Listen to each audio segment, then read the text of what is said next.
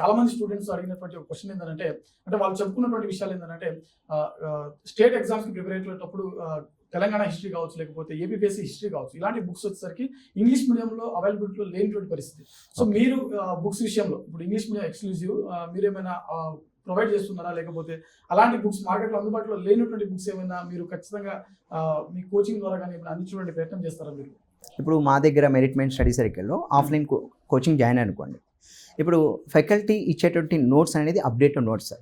ఎందుకంటే ఒక Indian polity చెప్పినా, ఎకనమీ చెప్పినా, జాగ్రఫీ చెప్పినా ఏదైనా కానీ అప్డేట్ చేసే క్లాస్ రూమ్ నోట్స్ ఇస్తాం. కనుక ఫస్ట్ ఏంటంటే ఒక గ్రూప్ 1 ఆస్పిరెంట్ మా దగ్గర జాయిన్ అయితే వాళ్ళకి క్లాస్ రూమ్ నోట్స్ ఇది అప్డేటెడ్ నోట్స్ అది ఫ్యాకల్టీ ప్రొవైడ్ చేస్తారు. నెక్స్ట్ మేమేం చేస్తామంటే ఎవ్రీ మంత్ ఒక కరెంట్ అఫైర్స్ మ్యాగజైన్ ప్రొవైడ్ చేస్తాం. ఆ కరెంట్ అఫైర్స్ మ్యాగజైన్ ప్రొవైడ్ చేయడం కాకుండా దాని మీద ఒక 1 మంత్ 30 డేస్ మీద ఈవెంట్స్ మీద ఎంసీక్యూ మోడల్లో కూడా ఒక సివిల్ సర్వీసెస్ లెవెల్లో ఒక ఎంసీక్యూ మోడల్ ఎగ్జామ్ కండక్ట్ చేస్తాం. ఇది 2 తెలుగు రాష్ట్రాల్లో ఏ ఒక్క సంస్థ కూడా ఒక కరెంట్ అఫైర్స్ మ్యాగజైన్ ఇచ్చి ఆ మ్యాగజైన్ మీద 100 క్వశ్చన్ ఎంసీక్యూస్ ఎగ్జామ్ అయితే చేయట్లేదు. అలా ఒక గ్రూప్ 1 జాయిన్ అయిన విద్యార్థికి ఒక 10 మంత్స్ అంటే ఇప్పుడు మనం ఫిబ్రవరి నుంచి నెక్స్ట్ నవంబర్ వరకు కూడా ఒక ఆస్పిరెంట్కి గ్రూప్ 1 ఆస్పిరెంట్కి మేము ఎవ్రీ మంత్ ఒక 100 ఎంసీక్యూస్ కరెంట్ అప్డేట్తో ఇస్తాం. మ్యాగజైన్ ఇస్తాము, ఎగ్జామ్ పెడతాం.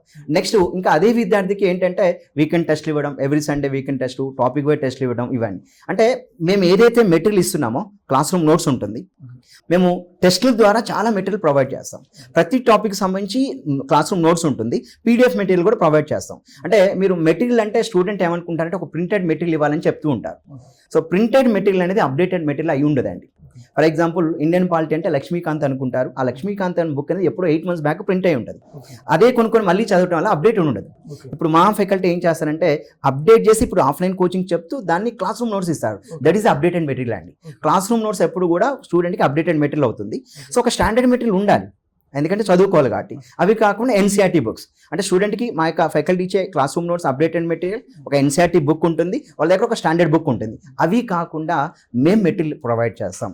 ఎంసీక్యూ క్వశ్చన్స్ కానీ, ఆన్సర్ రైటింగ్కి సంబంధించి మోడల్ ఆన్సర్స్ కానీ, క్వశ్చన్స్ కానీ అవన్నీ మేము ప్రొవైడ్ చేస్తాం. అంటే మేము ఇచ్చేది ప్రతిదీ కూడా మెటీరియల్ కిందే వస్తుంది సార్. ప్రతిదీ కూడా ప్రింటెడ్ మెటీరియల్ ఇస్తాము, పీడిఎఫ్ రూపంలో కూడా వాళ్ళకి ప్రొవైడ్ చేస్తాం. అందుకని ఒక గ్రూప్ 1 స్టూడెంట్కి ఒక 10 books ప్రింట్ చేసి అవి ఇవ్వం, అది అప్డేటెడ్ నోట్ బుక్ అవ్వదండి.